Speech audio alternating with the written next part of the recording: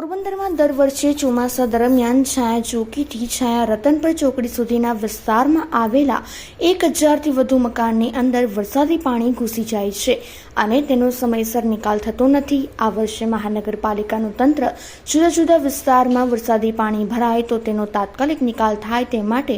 આગોતરું આયોજન કરી રહ્યું છે, પણ તેમાં છાયાવાસીઓને ડૂબાડવાનું કાવતરું ઘડી કાઢ્યું હોય તેવું જણાઈ રહ્યું છે। છાયાના રેલવે ફાટક નજીક હાલમાં ટેસ્ટિંગના નામે ગટરના પાણી વહાવવાને લીધે રણ વિસ્તારમાં ગટરના પાણી ભરાઈ રહ્યા છે, તેથી આ વિસ્તારના લોકોએ વિરોધ દર્શાવીને જણાવ્યું છે કે મહાનગરપાલિકાનું તંત્ર અલગ અલગ વિસ્તારમાંથી પાણી કાઢીને અમારા વિસ્તારમાં ભરી રહ્યું છે। ચોમાસા દરમિયાન વરસાદ વરસે ત્યારે અમારી સ્થિતિ વિકટ બની જશે, માટે તંત્રએ ટેસ્ટિંગના નામે પણ આ વિસ્તારમાં પાણીનો નિકાલ કરવો જોઈએ નહીં અને હાલમાં જે પાણી છે તે કાઢી નાખવું જોઈએ, જેથી ચોમાસા દરમિયાન વધુ વરસાદ વરસે તો આ વિસ્તારના લોકો હેરાન થાય નહીં તે માટે યોગ્ય કરવા માંગ થઈ છે।